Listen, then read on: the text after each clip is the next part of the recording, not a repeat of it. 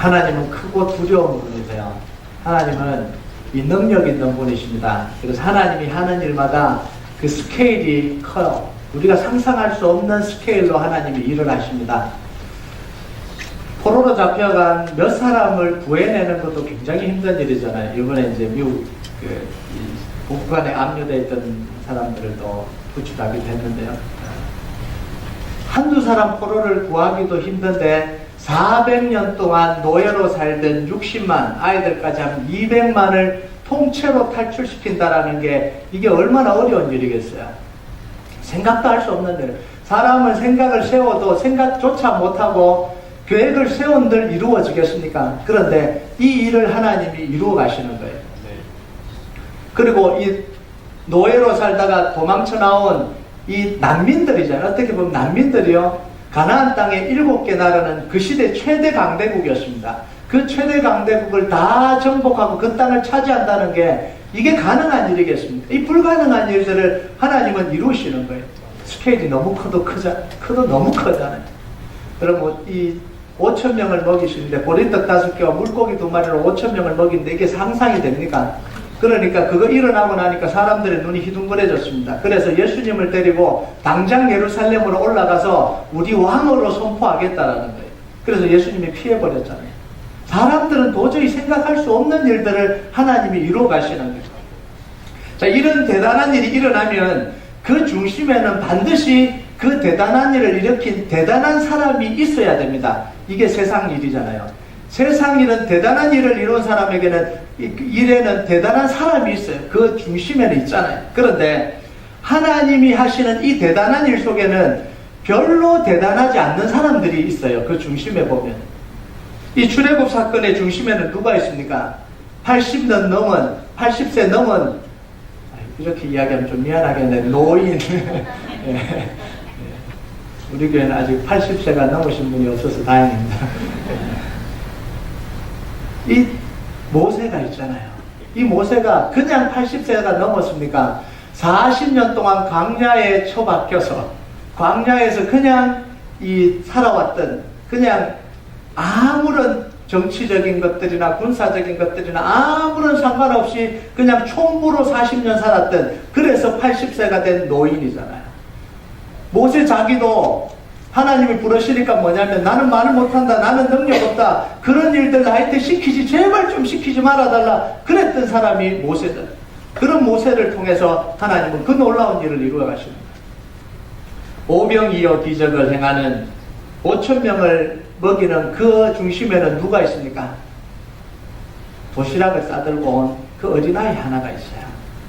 그 속을 들여다보면 블레셋과 이 이스라엘의 전투가 시작되자 블레셋이 이스라엘을 거의 다 점령을 했습니다. 완전히 패배 직전이에요. 그런데 이때 반전이 일어납니다. 골리앗을 죽이면서 반전이 일어나잖아요. 그때 그 중심에 누가 있냐고요? 어린 소년 다윗이 있습니다. 위대한 장수가 있는 게 아니라 어린 소년 다윗이 있어요. 여러분, 세상의 일은 대단한 사람이 대단한 일을 하는 게 이게 세상의 일입니다. 그래서 우리가 그 사람들을 역사적인 인물이라 이렇게 이야기하죠. 그 세상에는 역사적인 인물들이 굉장히 많아요. 그런데 하나님은 대단한 사람을 가지고 대단한 일을 하는 게 아니라 아주 평범한 사람들을 통해서 대단한 일을 이루시는 분이 우리 하나님입니다. 그래서 세상 역사 속에는 대단한 인물을 기록하는 게 세상 역사고요. 그런데 성경에는 대단한 인물이 나오지 않고 믿음의 인물이 나오는 거예요. 믿음의 인물을 들여다보면 좀 미안한 이야기지만 저보다 좀 못한 사람도 있는 것 같아요. 좀 이렇게 해볼만 하다 이런 사람도 있는 것 같아요. 대단한 사람들이 아니에요. 그래서 성경은 믿음의 인물로 가득 찬 게 성경입니다. 그래서 오늘 성경에 뭐라고 했냐면 27절과 28절에 우리 같이 한번 읽어볼까요? 시작. 그러나 하나님께서 세상에 미련한 것들을 택하사 지혜 있는 것들을 부끄럽게 하려 하시고 세상에 약한 것들을 택하사 강한 것들을 부끄럽게 하려 하시며 하나님께서 세상에 천한 것들과 멸시받는 것들과 없는 것들을 택하사 있는 것들을 폐하려 하시나니. 성경은 또 왜 이렇게 것들 이렇게 했는지 모르겠어요. 없는 것들 안 그래도 없는 것도 서러운데. 하나님도 이왕이면 좋은 사람들, 뛰어난 사람, 능력 있는 사람, 말 잘하는 사람, 리더십 있는 사람 택해서 쓰시면 좋잖아요. 모양도 안 빠지고. 그래서 교회들마다 이 목회자를 청빙할 때 박사학위 가진 사람들, 설교 잘하는 사람들, 얼굴이 잘생긴 사람들, 저 같은 사람들.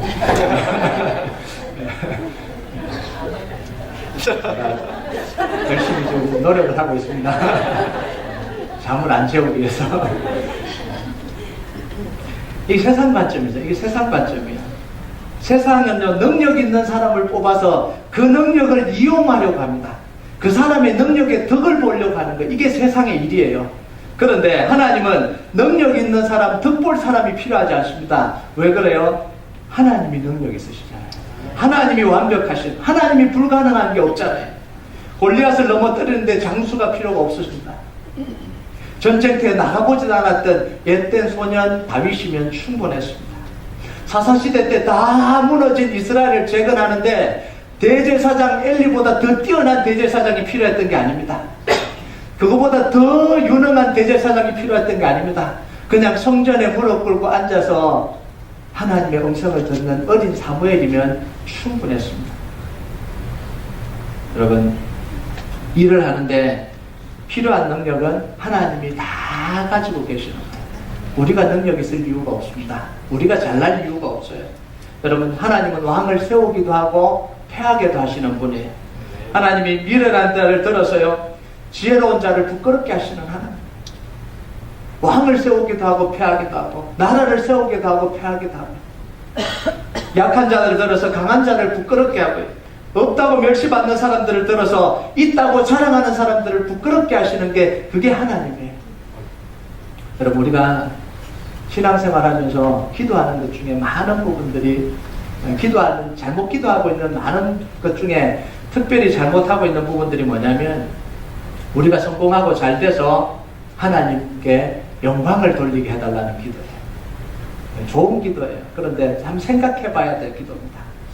여러분, 하나님의 사람들이 성공하고 잘 되고 이름을 날리면 세상 사람들이 그걸 보고 하나님을 경외하고 하나님의 가치를 알게 될 거다, 이런 이론이잖아요. 우리가 잘 되면 하나님의 이름이 드러날 것이다, 이런 생각이잖아요. 여러분, 우리 생각으로는 맞는 이야기입니다. 세상 이치로 보면 어느 정도는 맞는 이야기예요. 그런데 말씀의 관점에서 보면요, 십자가 복음에서 관점에 보면 이게 또 맞는 말이 아니에요. 하나님은요, 우리가 잘 돼야만 영광을 받으시는 분이 아니에요. 아멘 하십니까? 아멘. 하나님이 언제 영광을 받으시냐면 우리가 순종할 때 영광을 받아요. 우리가 주님을 주인으로 모실 때 영광을 받지, 우리가 잘 될 때 영광을 받으시는 게 아닙니다. 하나님은 예수님이 십자가에서 힘없이 죽으실 때 그때 영광을 받으시잖아요. 십자가에서 내려와서 싹 썰어버릴 때 영광을 받으시는 게 아니라 십자가에서 말없이 힘없이 채찍에 맞고 상하고 찢기고 죽어갈 때 그때 하나님이 영광을 받으셨다, 이렇게 이야기해요. 여러분, 스데반은 돌에 맞아 죽을 때 하나님이 스데반을 통해서 영광을 받으셨다, 이렇게 이야기해요. 바울은요, 바울 속에 가시를 두셔서 교만하지 못하게 하면서 하나님이 바울을 통해서 영광을 받으셨다, 이렇게 이야기하잖아요. 모세가 자기 고집을 꺾고 죽기보다 가기 싫어하는 이 이집트로 돌아가는 그 모습 속에서 하나님이 영광을 받으셨다.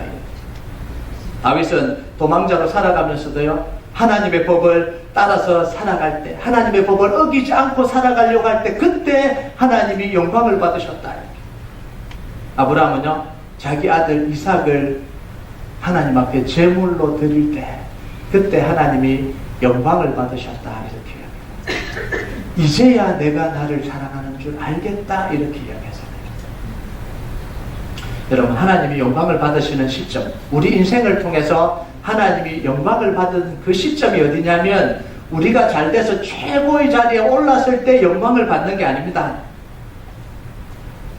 우리가 하나님의 부르심에 순종할 때 하나님이 영광을 받으시는 거예요. 이런 왕이 되고 총리가 되는 건 그 결과입니다. 그 결과가 왕이 되고 총리가 안 될 수도 있습니다.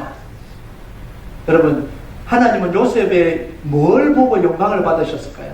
총리가 되고 나니까 잘했다, 총리까지 된다고 고생 많았다, 그게 참 영광이다, 이게 아니에요. 형들에게 팔려도 하나님을 붙들고 있는 그 모습이 영광이에요. 보디발의 집에 가도 내가 억울하게 팔렸으니까 내가 세상을 향해서 복수해야 되겠다. 그러고 사는 게 아니라 열심히 보디발을 섬기고 살아가는 게 그게 영광이에요. 감옥에 갇혔는데도 이제 끝이구나. 하나님이 나를 구해주지도 않는구나. 그렇지 않고 하나님의 말씀대로 살아갔던 게 그게 영광입니다. 그 결과가 뭐냐면 하나님이 필요하니까 애굽의 총리로 써야 되니까 데려간 거예요. 다윗도 그러잖아요. 다윗이 쫓겨났는데 하나님 어떻게 나를 이렇게 쫓아낼 수가 있습니까? 그러면서 사울을 만나면 그냥 바로 확 죽여버리고 그냥 왕이 확 돼버리면 그래서 영광받은 게 아니잖아요. 사울을 죽일 수도 있는데도 불구하고 하나님의 말씀에 순종할 때 그때 하나님이 영광을 받으십니다. 그 결과가 뭐냐면 이스라엘을 네가 다스려야 되겠다. 그러면서 왕의 자리를 내어주시잖아요. 여러분, 어떤 사람에게는요 하나님의 영광을 받으신 결과가 감옥인 사람도 있어요. 어떤 사람은 하나님의 영광을 받으신 결과가 죽음일 수도 있습니다. 이게 성경이 말하는 겁니다. 이게 성경이 말하는 하나님의 영광이에요. 여러분, 그래서 우리 기도가 바뀌어져야 돼요. 하나님, 내가 나를 잘되게 해주셔서 하나님이 영광 받아 주시옵소서.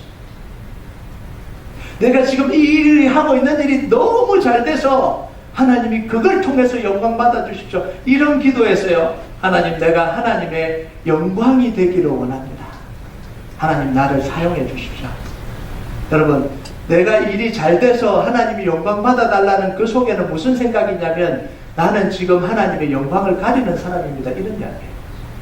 이런 연약한 나는 하나님의 영광 가리는 존재니까 나를 좀 잘되게 해주시고 유명하게 해주시고 좀 부자가 되게 해주셔서 그때 비로소 하나님 영광 받아주십시오. 그럼 이게 뭐예요?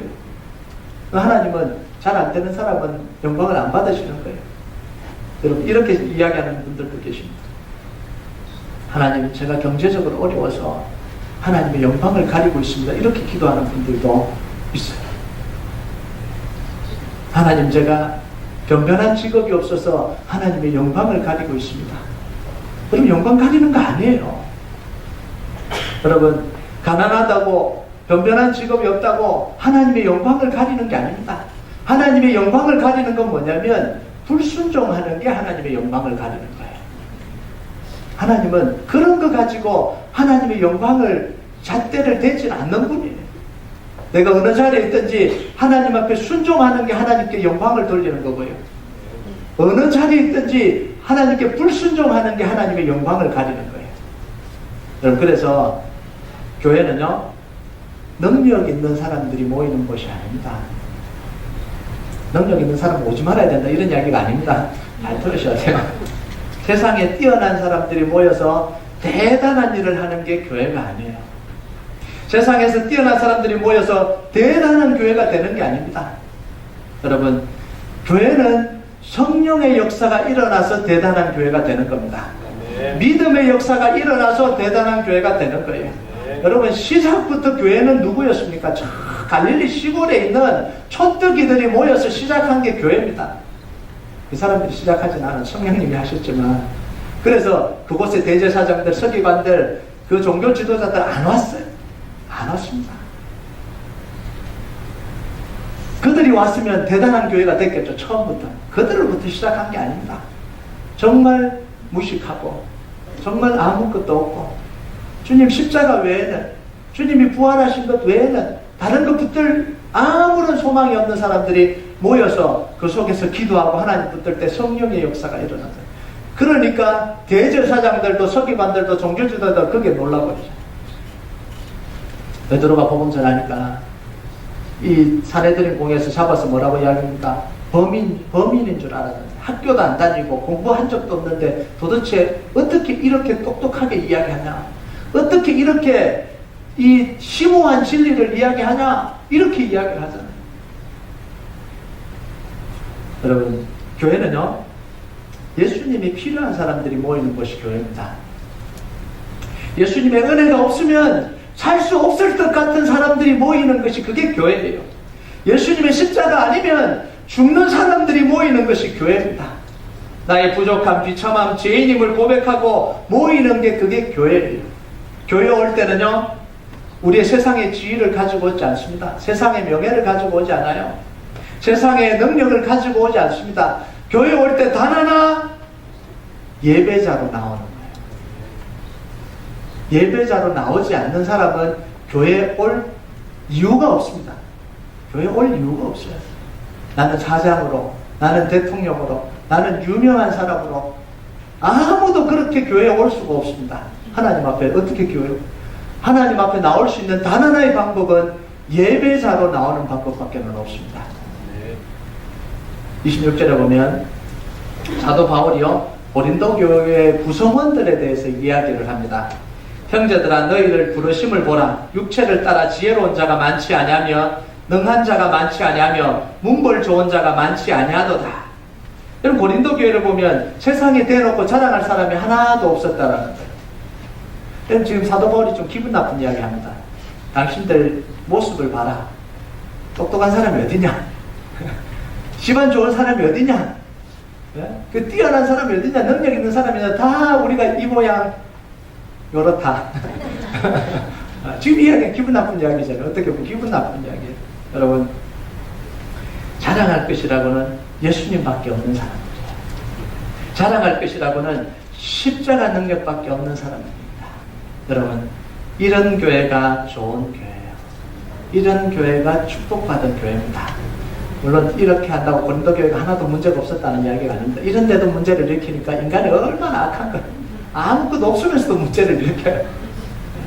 여러분 오늘날 교회는요 좀 다른 생각을 하는 것 같아요. 우리 교회에 이런 사람이 있다는 걸 자랑하고 싶어 하는 것 같습니다. 우리 교회가 얼마나 힘 있는지를 자랑하고 싶어 하는 것 같아요. 교회는 힘을 키워서 힘을 과시하는 곳이 아닙니다.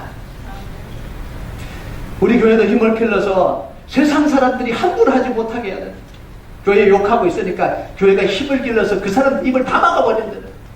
교회가 힘을 길러서 정치인들이 눈치 보게 하고 정치인들에게 압력을 행사해서 반기독교적인 문화를 다 없애버려야 된다.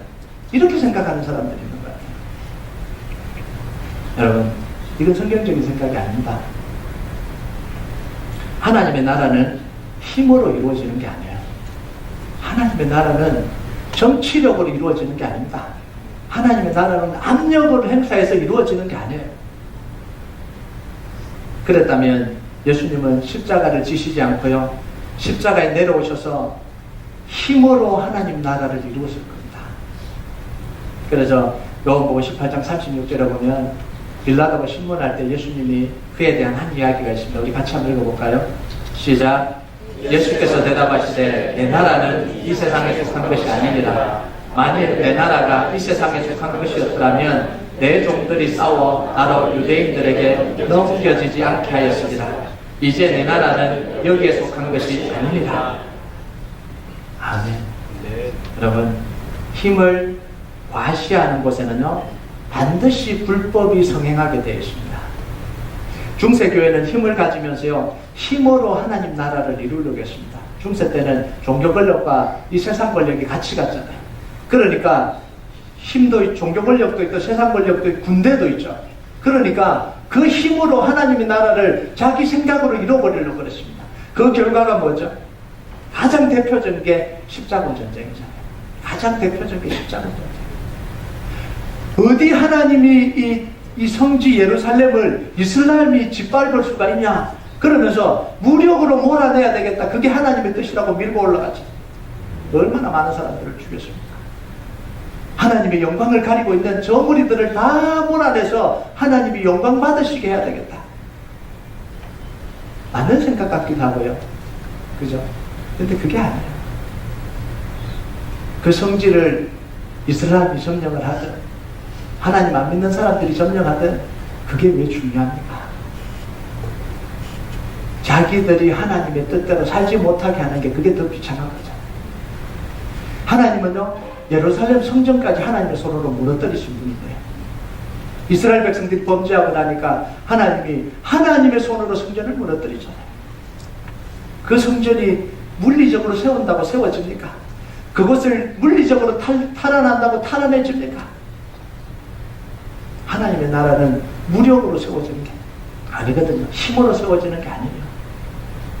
하나님의 나라는 기도로 세워지는 거고요. 성령으로 세워지는 거예요. 우리 교회 유명한 사람들, 권력 있는 사람들, 세상을 통치하는 사람이 다 모여도 하나님 나라 이루어질 수 없어요. 하나님 앞에 무릎 꿇고 성령 앞에 굴복하지 않는 한 절대로 이루어지지 않는 게 하나님의 나라입니다. 네. 여러분, 이 십자군 전쟁, 이름은 가장 거룩했는데 가장 수치스러운 짓을 합니다. 여러분, 우리가요, 이름은 가장 홀리하게 붙이고 이름은 가장 그럴듯하게 하면서 얼마나 많이 하나님의 영광을 가리는지 몰라요.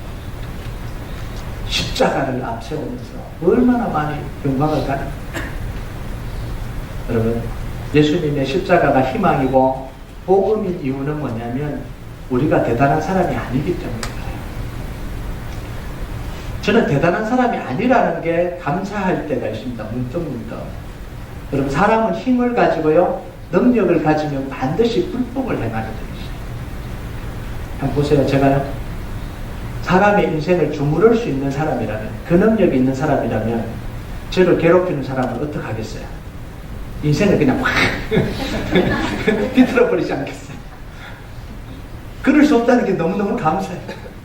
제가 하나님이 아닌 게 너무너무 감사해요. 그래서 아마 세상은 아마 다 지금 멸망했을 거예요. 멸망했어요. 그 생각을 하면 하나님 참 대단하다 이런 생각이. 그렇게 죄짓고 그렇게 하는데도 하나님이 세상을 그냥 확 뒤집어버리지 않고, 그래서 노아의 홍수가 이해는 되더라고요. 여러분 한번 생각을 해보세요. 여러분에게 한 사람이 인생을 주무를 수 있는 권리를 줬다면 얼마나 무서운 거예요. 얼마나 무서워. 나이 때 잘 못하는 사람은 그냥 확 건드려버리고. 그러니까 하나님 능력을 안 주시는 거예요.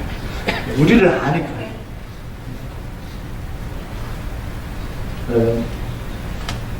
우리가 실패한 사람이고 죽을 사람이고 악한 사람이고 죄인이고 아무것도 없는 사람이기 때문에 우리에게 십자가가 희망인 거예요. 네. 십자가가 능력인 거예요. 네.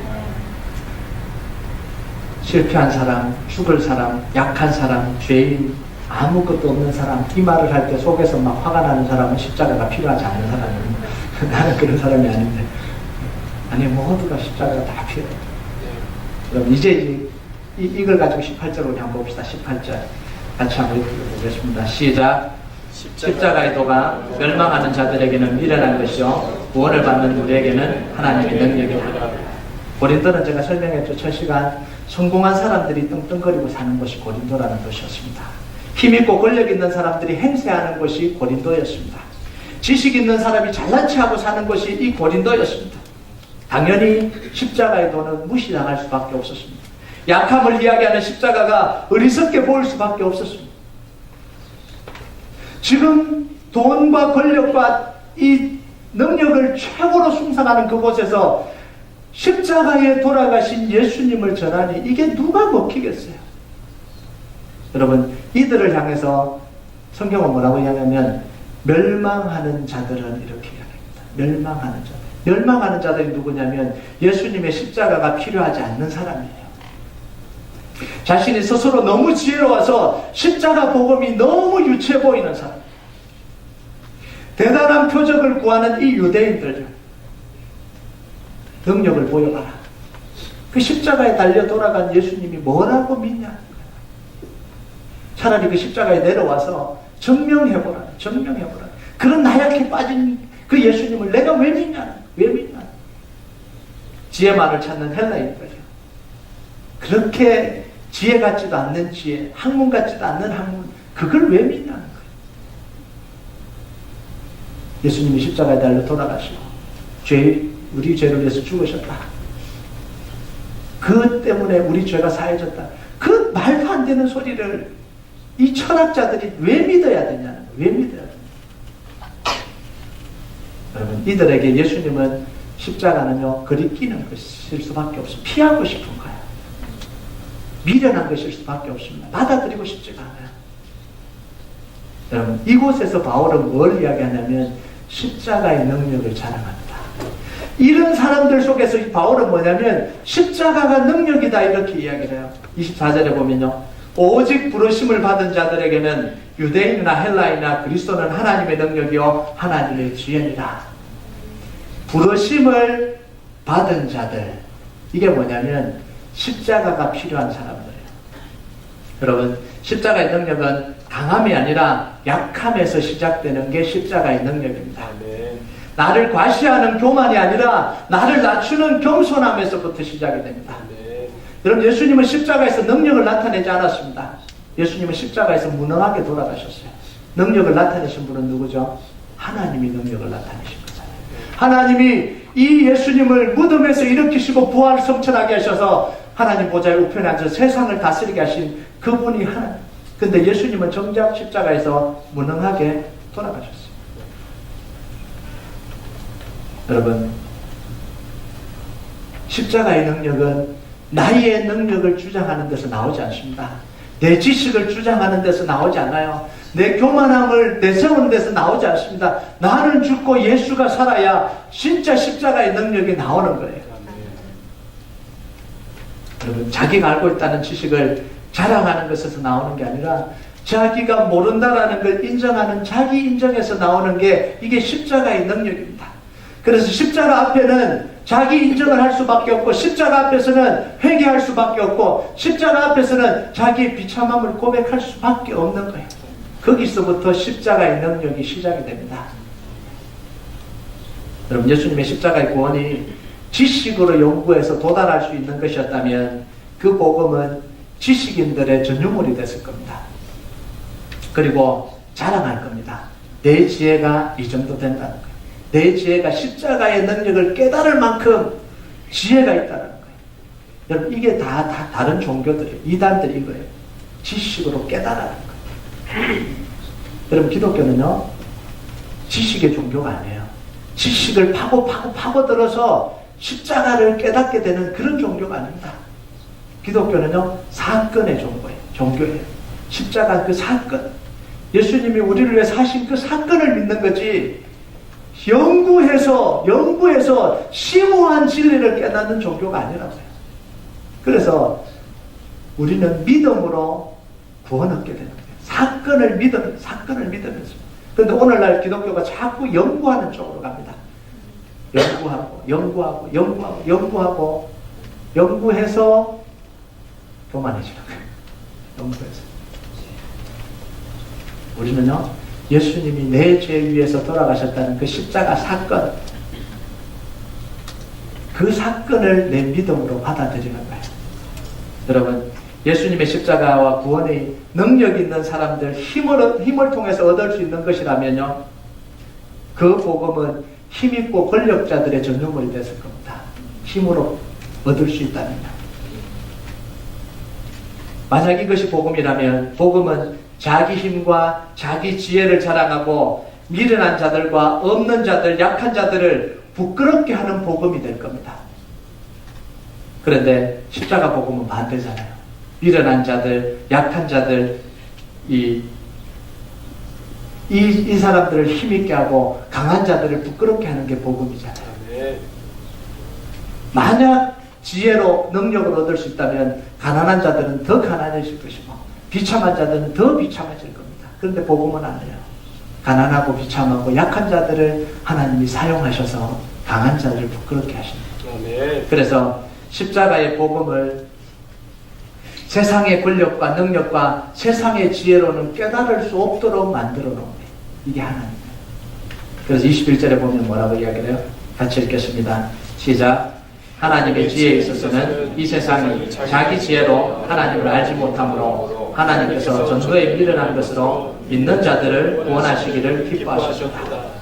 아무리 똑똑해도 십자가 못 깨닫습니다. 아무리 권력을 쥐고 있었고 아무리 이 능력을 가지고 있어도 십자가 복음을 못 깨달아요. 그래서 빌라도가 예수님을 신문하다고 화가 났잖아요. 내가 놓을 수도 있고 놓을 권세도 있고 너를 죽일 권세도 있는데 왜 이야기 안 하냐? 그러니까 예수님이 한마디 하시잖아요. 하늘로부터 오지 않으면 너는 그 권세를 가지지 못했다는 거예요. 빌라도는요, 진리가 뭐냐고 묻습니다. 진리가 뭐냐고 물으면서 예수님을 겁박합니다. 빨리 진리에 대해서 대답하라 이렇게 이야기하잖아요. 그렇게 해서 진리가 깨달아지는 게 아닙니다. 그래서 복음이 깨달아지는 게 아니잖아요. 진리는 어디에서 깨달아져요? 예수님 앞에 무릎 꿇고 내가 죄인이라고 그럴 때 그 복음이 깨달아지는 거잖아요. 하나님은 절대로 세상 지혜와 세상 능력으로 복음을 살 수도 없게끔 만들어놨습니다. 오로지 예수님 앞에 내가 죄인이라고 고백하고 무릎 꿇는 사람에게만 이 복음이 깨달아지게끔 되어 있는 거예요. 여러분, 그래서 십자가를 경험한 사람은 자랑할 수가 없어요. 이는 아무 육체도 하나님 앞에서 자랑하지 못하게 하려 하십니다.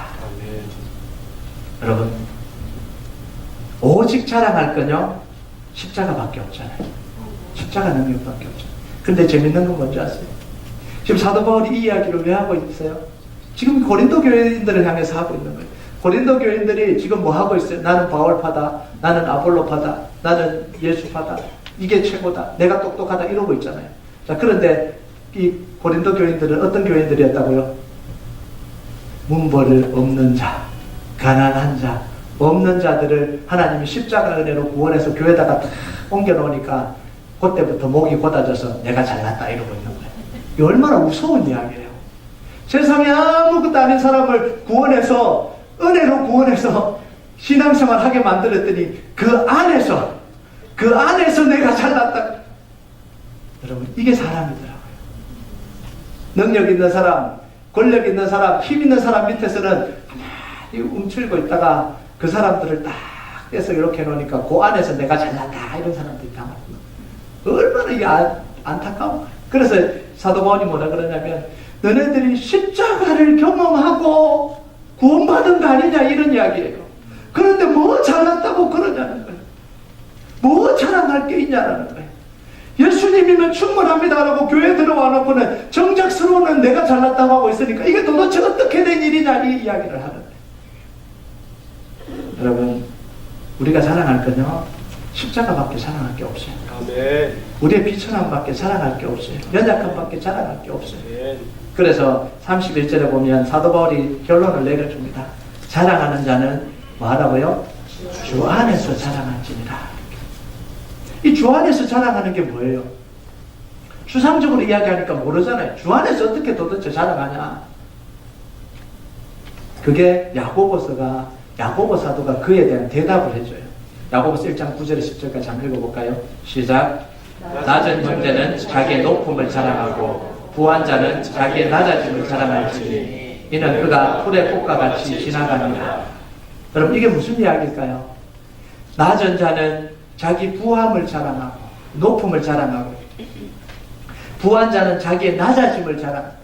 여러분, 자랑하는 게 다르다라는 이야기예요.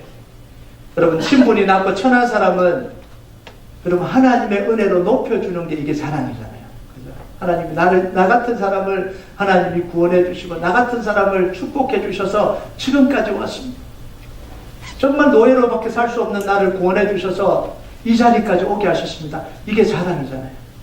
그런데 이 부한 사람은요 자랑하는 게 다르다는 거예요. 내가 부자였는데 더 부자가 됐어요. 이게 자랑거리가 아니에요. 하나님이 정말 축복해 주신 사람은요 반대로 스스로 낮아져서 없는 사람, 가난한 사람을 섬기는 게 이게 자랑거리다. 하나님이 나에게 이 복을 주셔서 이런 사람들을 섬기게 해줬습니다. 이게 자랑거리잖아요. 이게 간증이라는 거예요. 내가 없고 비참하고 나는 다 죽을 사람인데 하나님이 나를 이렇게까지 잘되게 해주셨습니다. 이건 없는 사람들의 자랑이고요. 있는 사람의 자랑은요, 내가 이만큼 부자였는데 제가 더 많이 됐습니다. 이거는요, 듣는 사람으로 하여금 짜증나게 하는 이거는 좀 화가 나게 하는 거죠. 그런데 그 사람이 내가 하나님의 은혜를 받고 내가 생각을 돌이켜서 가난한 사람들, 없는 사람들, 힘겨운 사람들을 내가 섬기게 됐습니다. 이게 하나님의 영광이잖아요. 그 예가 누구냐면 바로 예수님이에요. 고린도후서 8장 9절을 보면요, 우리 마지막으로 같이 읽어봅시다. 시작. 우리 주 예수 그리스도의 은혜를 너희가 알거니와 부요하신 이로서 너희를 위하여 가난하게 되심은 그의 가난으로 말미암아 너희를 부요하게 하셨다. 예수님은 부요하게 하신 자로서 우리를 위해서요 가난하게 되신 건 우리를 부요하게 하기 위해서요. 여러분, 정말 이 땅에서 가장 행복한 일이 뭐냐면 내 것을 가지고 다른 사람을 도와주는 게 이게 이게 가장 행복한 일입니다. 내 걸 가지고 내가 마음대로 쓰고 사용하는 것도 사실은 행복한 겁니다. 안 행복하지 않아요. 행복해요. 근데 그보다 더 행복한 게 뭐냐면 내가 가지고 있는 걸 가지고 내게 없는 사람들을 도와주고 세워주는 게 이게 행복이에요. 이게 이 기쁨이 얼마나 큰지 몰라요. 그래서 우리가 선교를 가는 겁니다. 내가 받은 이 구원의 감격, 이 구원의 기쁨을 나눠주기 위해서 가는 거예요. 그래서 이 옛날에 한국의 이 대학생들이요, 왜 농촌 활동을 갔죠? 내가 알고 있는 이 지식, 내가 읽고 쓰고 이러는 것들을 그 시골에 아무것도 모르는 애들이잖아요. 그 애들한테 가르쳐줘서 그 애들을 문명을 깨워주는 게 그게 너무 기쁘거든요. 그러니까 내가 갖고 있는 능력을 쉐어하고 나눌 수 있다는 게 이게 너무너무 감사한 거잖아요. 이게 기쁨이에요. 여러분, 교회도 마찬가지예요. 내가 가지고 있는 걸 자랑하는 건 교만이고요. 내가 가지고 있는 걸 가지고 다른 사람을 세워주고 높여주고 도와주는 이게 진짜 기쁨이고 진짜 능력이에요. 여러분, 이제 마무리합니다. 지금 여러분이 비천하고 약하고 어려움 중에 있다면 예수님의 십자가 복음을 붙들고 끝까지 포기하지 마십시오. 이겨가십시오. 절망 중에도 예수님이 나와 함께 계신다는 사실을 믿고 끝까지 이겨서 하나님이 부요하게 하시는 그 능력 여러분 체험하시기 바랍니다. 만약 여러분이 부요한 자리에 있다면 스스로 낮아져서요. 부족한 형제를 섬기고 사람들을 세워주는 자리로 가시길 바랍니다. 여러분, 이게 하나님이 우리에게 걸어가라는 십자가 길입니다. 여러분, 오늘도요, 하나님의 은혜로 여러분 앞에 놓여진 십자가 길을 믿음으로 걷는 축복이 있길 주님의 이름으로 축복합니다. 우리 같이 찬양하도록 하겠습니다. 세상의 모든 건 변합니다. 사람도 변하고요, 믿을 게 없어요. 돈도 변하고 내 건강도 사라지고 뭔가 붙들 수 있는 게 없어요. 그런데 유일하게 변치 않는 건 뭐냐면 예수님의 십자가예요. 유일하게 내가 붙들 수 있는 건 예수님의 십자가 능력이에요. 그래서 우리가 오늘도요, 이 고백을 했으면 좋겠습니다. 주님, 내가 십자가를 붙듭니다. 내가 부유하든 가난하든 내가 붙들 수 있는 건 십자가밖에 없습니다. 이 고백을 하나님 앞에 올려드렸으면 좋겠습니다.